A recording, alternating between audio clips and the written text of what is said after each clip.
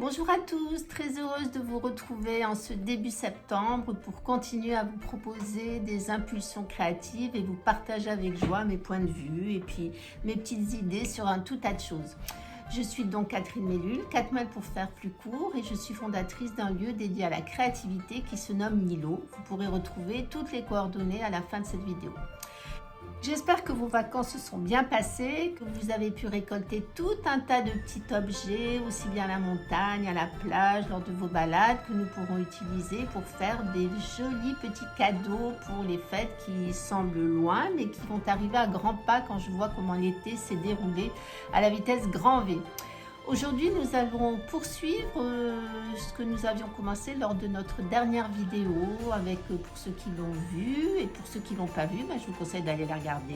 Voilà, c'était comment s'amuser avec peu de matériel, en faisant des ronds et en laissant aller notre imagination sans vraiment l'idée de mettre du mental, sans avoir un objectif de bien faire, simplement, et c'est vraiment le principe sur lequel j'insiste à chaque fois, simplement pour s'amuser et pour jouer avec notre créativité. Alors aujourd'hui, vous allez voir ce qu'on peut continuer à faire avec cette feuille que vous avez peinte.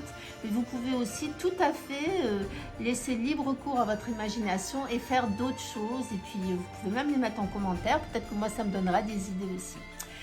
Donc, nous allons passer à l'action.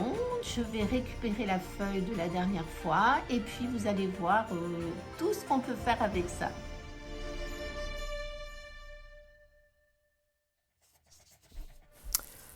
Alors voilà, c'est parti. Nous avons donc récupéré la peinture que nous avions fait lors de notre dernière vidéo.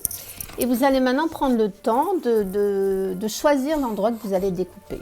Voilà, vous pouvez vous faire des caches en équerre, histoire de marquer le format, mais bon, c'est pas très important. Et vous voyez, en bougeant un peu justement ces équerres sur le papier, si vous en avez, voir la partie de la peinture que vous avez envie finalement de détacher. Donc moi c'est celle-là, après quelques réflexions.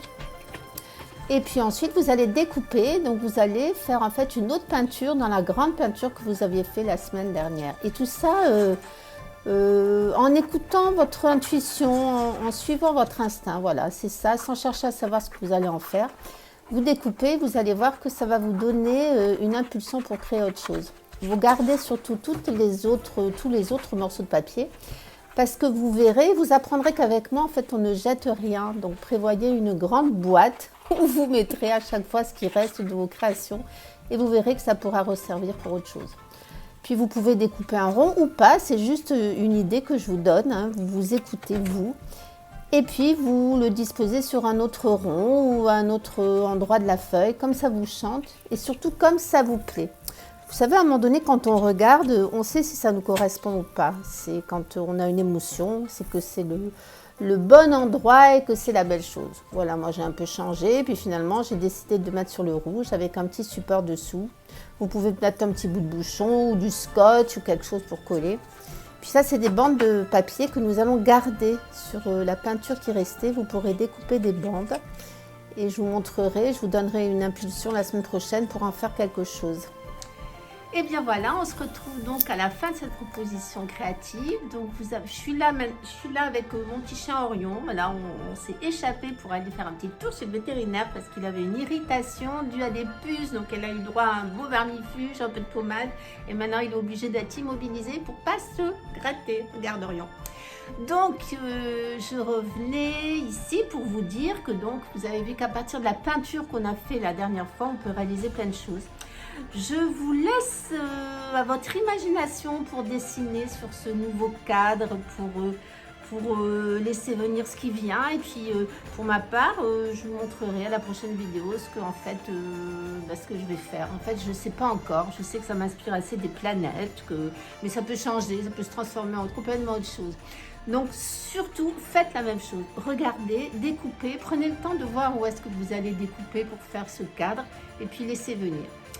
J'espère que vous avez passé un bon moment, que tout cela va encore vous pousser à réveiller votre créativité avec des amis, avec vos enfants. Voilà, on est encore la veille du week-end, donc c'était bien de poster cette vidéo pour que peut-être ce week-end de rentrée, on puisse encore avoir un bon temps à créer, voilà, en famille.